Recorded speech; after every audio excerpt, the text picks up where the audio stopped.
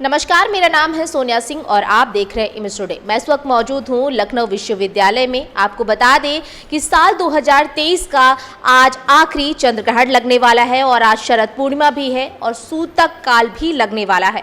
ऐसे में लोगों को बहुत सारी कंफ्यूजन है, लोग संकट में पड़े हुए हैं कि किस समय शुरू हो गए चंद्र ग्रहण लगेगा।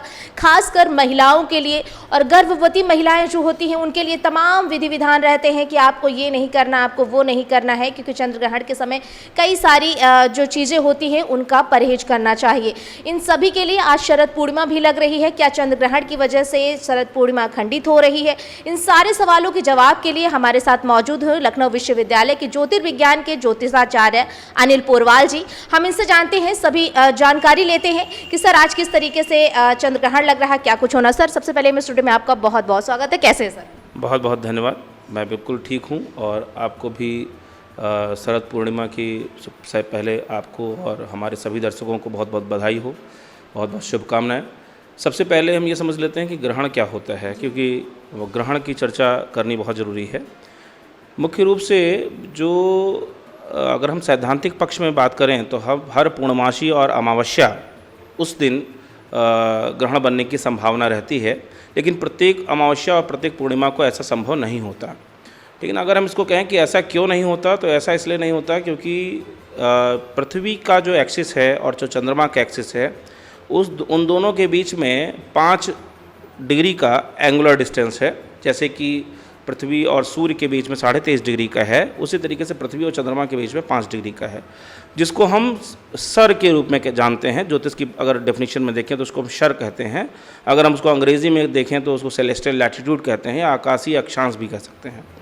तो ये अक्षांश का जो एक्सिस है, अगर ये एक्सिस का झुकाव कम हो जाता है, अर्थात 5 डिग्री से कम हो जाता है, तो ग्रहण बनने की संभावना होती है। जैसा कि आज के दिन 28 अक्टूबर की रात और 29 अक्टूबर, चूँकि अंग्रेज़ी की तारीख 12 बजे से आरंभ हो जाती है, इसलिए रात में 29 अक्टूबर लग जाएगा, लेकिन पूर्णिमा चलती रहेगी। तो 29 अक्टूबर की रात में ऐसी स्थिति बन रही है कि सर का अभाव हो जाने से ग्रहण की संभावना हो रही है। और इस ग्रहण की जो स्थिति है वो रात्र में लगभग 1:05 से आरंभ होगा और लगभग 2:23 तक रहेगा। इसका जो स्पर्श और मोक्ष काल है वो ऐसा रहेगा, 1:05 से स्टार्ट होकर स्पर्श होगा और 2:23 पर इसका मोक्ष काल हो जाएगा और लगभग 1:44-45 पर इसका मध्य काल रहेगा।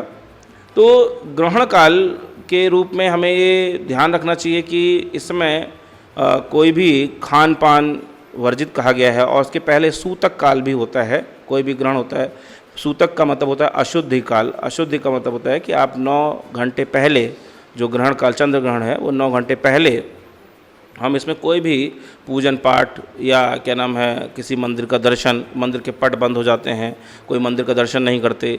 इस समय पर हमें कोई भी खान पान से संबंधित चीज़ों को नहीं लेना चाहिए, उनको वर्जित किया गया है, नहीं खाना चाहिए। भोजन पहले कर लेना चाहिए या ग्रहण के बाद करना चाहिए। ग्रहण के पश्चात स्नान करने की भी परंपरा है। ऐसा भी कहा गया है कि ग्रहण के पश्चात स्नान भी करना चाहिए। तो और जहाँ तक जो गर्भवती महिलाएं हैं उनके लिए तो विशेष रूप से ये समय होता है, प्रभावी होता है और उनको बहुत सारी चीज़ों का ध्यान रखना चाहिए। जैसे कि एक गेरू की बात होती है, एक लाल रंग का आता है, आपको दुकानों में मिल जाएगा। तो उस गेरू को अपने पेट पे, उदर पे लगाना चाहिए ताकि उस पर ग्रहण का कोई प्रभाव ना पड़े, क्योंकि ऐसा कहा गया है शास्त्रों में कि ग्रहण के प्रभाव के कारण से कई बार बच्चों के अंग विकार की संभावनाएं बनी रहती हैं। तो इसलिए उस ग्रहण का प्रभाव ना पड़े, इसलिए उसको लगा के रखना चाहिए। और उसके साथ साथ इस अंतराल में, जिस समय ग्रहण काल हो, उस अंतराल में किसी भी तरीके का खाद्य पदार्थ न लें। कुछ लेना है तो पेय ले सकते हैं, लेकिन उसमें भी तुलसी दल डाल के रखें और या जराकुश या कुश का कोई भी भाग लेके डाल दें उसमें, तो जिससे हम सुरक्षित रहते हैं। आजकल जैसा विज्ञान भी कहता है, आयुर्वेद भी ये कह रहा है कि जो तुलसी दल है और जो जराकुश है वो हमें अल्कलाइन वाटर को बनाने में हम एक तरीके से जल को शुद्धिकरण करता है। ठीक वैसे ही ये हमारे भोज्य पदार्थ को भी या जो पेय पदार्थ हैं उनको शुद्धिकरण करने में हमारे लिए अच्छा रहेगा। तो इसलिए उसको शुद्धिकरण करके रखना चाहिए, उसको ग्रहण करना चाहिए। और इसके साथ साथ ही साथ किसी मंदिर के सामने नहीं, ईशान कोण की ओर मुख करके बैठना चाहिए जिस समय ग्रहण पड़ रहा हो। उसमें कोशिश करके जागने की कोशिश करनी चाहिए। और उस समय यदि किसी मंत्र का जप किया जाए तो बहुत सिद्धि को प्राप्त होते हैं। हमारे यहाँ शास्त्रों में तंत्र क्रियाओं में मंत्रों की सिद्धि का काल भी जो है ग्रहण काल होता है। तो इसलिए इस समय हमें सिद्धि अगर करनी है किसी मंत्र की तो उस समय मंत्र की सिद्धि करनी चाहिए। सामान्य रूप से जो सामान्य जन हैं उस समय उस अंतराल में यदि चंद्रमा के मंत्र का या शिव जी के मंत्र का यदि पाठ करें तो निश्चित रूप से उसकी भी उनको सिद्धि प्राप्त होती है और उसका भी जो बल है उनको प्राप्त होगा। सर, आपने बहुत सारी बातों का जिक्र किया है। आपने गर्भवती महिलाओं को खासकर इसमें ध्यान रखने की आपने बातों को बताया। सर, आपने गेरू का बताया है कि गेरू जो महिलाएं हैं वो अपने पेट में लगा सकती हैं, और ये भी एक सर क्या सच है कि ऐसा शास्त्रों में भी कहा गया है कि गोबर भी लगाया जा सकता है? हाँ, गेरू की जब गेरू की उपलब्धता ना हो तो गोबर भी लगाने की परंपरा है। गाय का गोबर होना चाहिए, ठीक है ना, उसको लगाने की परंपरा है। एक तरीके लेपन उसका करें, जैसे हमारे पुराने समय पे हम लोग अपने घरों में गाय के गोबर से उसको लीप के उसका शुद्धिकरण करते थे। ठीक वैसे ही मतलब बहुत सारे कीट पतंगे उसके मतलब घर में आने से बचते थे। तो इस तरीके से उसी तरीके से हमारे मतलब उसमें भी ऐसा कहीं कहीं संदर्भ मिलता है इसका कि अगर गेरू ना उपलब्ध हो तो गोबर भी लगाकर, गाय का गोबर यदि है आपके पास तो उसको भी पेट पर उसका लेपन करना चाहिए। उससे भी बच्चे का जो जीवन है वो सुरक्षित रहता है और उसमें किसी भी प्रकार के विकार होने की संभावना नहीं रहती है। बिल्कुल सर, आज ये शरद पूर्णिमा भी है और आज जब सूतक काल जो लग रहा है उसकी वजह से मंदिरों के कपाट जो है वो 4 बजे से ही सारे बंद करने के मतलब निर्देश ऐसे दिए गए हैं। तो सर, ये मंदिर के कपाट क्यों बंद कर दिए जाते हैं? देखिए, सूतक काल जो जैसा कि हमने बताया है अशुद्धि काल है। जैसे आप देखते होंगे इसके अतिरिक्त 2 प्रकार के सूतक और होते हैं, एक जनना शौच, एक मरणा शौच। मृत्यु के बाद जैसे जब किसी परिवार की किसी मृत्यु हो जाती है तो उसके बाद भी अशुद्धि हो जाता है, या जन्म के बाद भी आप देखते हैं अशुद्धि होता है। तो उसका अशुद्धि दूर करने के लिए जैसे त्रयोदश संस्कार किया जाता है, या जब जन्म होता है किसी बच्चे का तो षष्ठी जो छठी जिसको बोलते हैं या बरही जिसको बोलते हैं वह एक संस्कार किया जाता है, जिससे परिवार का शुद्धिकरण हो जाता है।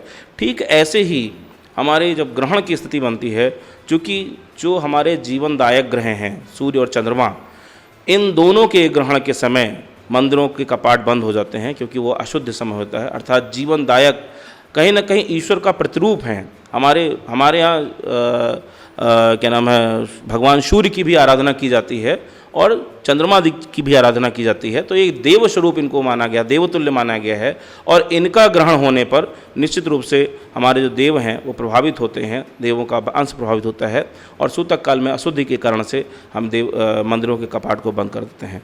और एक और बात विशेष की क्या नाम है, जो चंद्रमा का ग्रहण करता है, जैसे पौराणिक कथाओं में आता है कि राहु ने या केतु ने चंद्रमा को ग्रसित कर लिया है। अगर सैद्धांतिक रूप से देखें तो पृथ्वी की छाया जो भूभा होती है, जिसको हम भूभा कहते हैं, बेसिकली ये है कि अर्थ की शैडो होती है। अर्थ की शैडो में चंद्रमा स्वयं प्रवेश कर जाता है, जिसके कारण से ग्रहण की स्थिति बनती है। तो चाहे आप पौराणिक कथाओं से कह लें, कथाओं के रूप में अगर विज्ञान को समझना हो तो पुराण की कथाओं को समझ सकते हैं। अगर विज्ञान के रूप में इसके पीछे का जो सैद्धांतिक विमर्श है उसको समझना हो तो ज्योतिष के संदर्भों को ले सकते हैं। तो बात दोनों की एक ही है।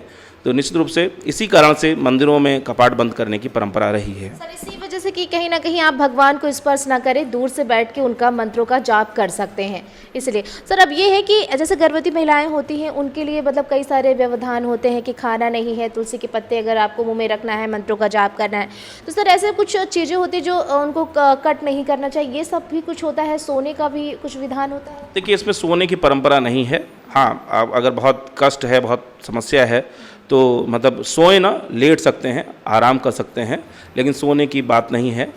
चूँकि कुछ बनने का कुछ इसमें प्रावधान नहीं होता, कुछ खाना बनाने का या भोजन बनाने का प्रावधान नहीं होता, इसलिए किसी भी चीज़ को काटने का या कुछ ऐसा करने का भी हमारे शास्त्रों में कोई उल्लेख नहीं मिलता है, या उनको एक तरीके से वर्जित ही किया गया है कि कोई भी चीज़ मतलब जैसे सब्जी बनानी है तो सब्जी के लिए सब्जी को काटना होगा, या कोई भी चीज़ करनी है तो उसके लिए कोई ना कोई यंत्रों का इस्तेमाल करना होगा, तो उन यंत्रों का इस्तेमाल ना किया जाए। अब अगर इसके हम और विमर्श में जाएंगे तो चंद्रमा को मन का कारक कहा गया है। तो एक तरीके से अगर मन का ग्रहण हो रहा है जैसे कहते हैं ना कि कोई भी जब किसी व्यक्ति को हम देखते हैं, किसी की जन्मपत्री में यदि चंद्र ग्रहण के समय किसी बच्चे का जन्म हुआ है तो अपने मनोनुकूल जैसा वो उसकी पर्सनालिटी है, जैसा उसका व्यक्तित्व है, वैसा वह कार्य पद्धति नहीं करता या उसके कार्यकलापों में वैसे गुण नहीं दिखाई देते। तो निश्चित रूप से कहीं ना कहीं राहु के द्वारा उसका ग्रसित कर लिया गया, उसका ग्रहण कर लिया गया है, उसके मन का ग्रहण कर लिया गया है। जैसे आप देखते हैं कई बार कुछ लोग मानसिक रूप से विक्षिप्त हो जाते हैं कुछ समय के बाद, मान लीजिए 10 साल के बाद। तो 10 साल के पहले जो उसका स्वरूप था और जो 10 साल के बाद का स्वरूप है, दोनों में डिफरेंस नजर आने लगता है। इसका मतलब है उसके मन को किसी ने ग्रसित कर लिया है, ग्रहण कर लिया है। ठीक वैसे ही ग्रहण के समय पे भी जो भूभा है हमारी, वो हमारे चंद्रमा को ग्रसित कर लेती है और चंद्रमा के प्रभाव को क्षीण कर लेती है। जैसे कि शरद पूर्णिमा में चंद्रमा 16 कलाओं वाला दिखता है, लेकिन ग्रहण के कारण से वो खंडित हो गया है। खंडित का मतलब यह है कि उसका जो हमारा प्रकाश रूपी जो चंद्रमा था, जो एक तरीके स्वर्णमयी मुद्रा में चंद्रमा हो जाता है शरद पूर्णिमा को। स्वर्ण का मतलब सोने के समान चमकता हुआ दिखाई देना चाहिए, लेकिन अब इस स्थिति में सोने के समान चमकता हुआ ना दिख के वह काले स्वरूप में दिखाई देगा या उसको कोई ग्रसित करता हुआ दिखाई देगा, इस तरीके की स्थिति दिखाई देगी। तो इसलिए जो शरद पूर्णिमा का मुख्य रूप से प्रभाव कहा गया है वो प्रभाव क्षीण हो रहा है इस बार। तो इसीलिए जहाँ तक कि प्रायः आप देखते होंगे कि शरद पूर्णिमा पे खीर रखने का विधान है चंद्रमा के समक्ष, क्योंकि चंद्रमा 16 कलाओं से जब युक्त होता है तो अपनी अमृतमयी वर्षा जो है वो करता है, और चूँकि उसकी किरणें अमृतमयी हैं और उस किरणों का प्रभाव हमारे दूध में अधिक अवशोषित हो सकता है साइंटिफिक कारण से, और अधिक अवशोषण के कारण से उसमें अमृतत्व के गुण हो जाते हैं। तो जिसके कारण से ये विधान चलता रहा है। लेकिन इस बार ऐसा करने का विधान नहीं कहा गया है कि आप रात्रि के समय, जिस समय चंद्रमा पूर्ण काल में, पूर्ण कलाओं में हो, उस समय आप चंद्रमा के समक्ष खीर रखने का प्रावधान न करें। उसके 2 उपचार भी बताए गए हैं। कहा गया है कि अगर ऐसे समय पड़ रहा हो कि प्रदोष काल में ना हो रहा हो, हालांकि उस समय सूतक रहेगा, तो इसलिए खीर 2 बजे से पहले, 4 बजे से पहले ही बना लेनी चाहिए। और उसके बाद जो प्रदोष काल है, प्रदोष काल का मतलब है कि जब सूर्यास्त का समय हो रहा हो तो 2 घटी पहले 2 घटी बाद, अर्थात 48 मिनट पहले 48 मिनट बाद तक लगभग 2 घंटे का समय होगा। इस समय आप चंद्रमा के समक्ष खीर को रखें, अथवा अर्धरात्रि के बाद, जब 2 बजे के बाद, जब 2:23 के बाद जब ग्रहण का मोक्ष हो जाए उसके बाद भी रख सकते हैं। हालांकि उस समय प्रतिपदा लग जाएगी, तो कुछ लोग सैद्धांतिक रूप से इस चीज़ को मना कर रहे हैं, लेकिन धर्मशास्त्र में ऐसे कहीं ना कहीं कुछ ना कुछ उल्लेख मिलते हैं, जिसके कारण से ये कहा गया है कि उस समय पर भी आप ऐसी स्थिति रख सकते हैं कि उस समय अगर आप खीर रखें तो निश्चित रूप से उसका कुछ ना कुछ तत्व जरूर आपको मिलेगा, और जो उसकी परंपरा रही है, जो उसका मानक रहा है, उस मानक के अनुरूप आपको फल मिल सकेगा। बिल्कुल सर, लास्ट हमारा सवाल एक और है आपसे कि ये चंद्र ग्रहण कहाँ कहाँ पर दिखाई देगा, क्योंकि भारत के अलावा विश्व में भी इस बार कहा जा रहा है कि दिखाई देगा, क्या ऐसा कुछ भी है?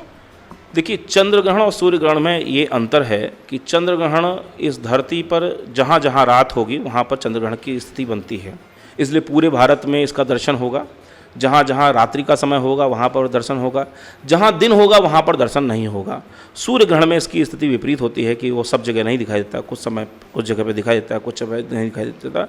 लेकिन चंद्र ग्रहण के साथ ऐसा नहीं है।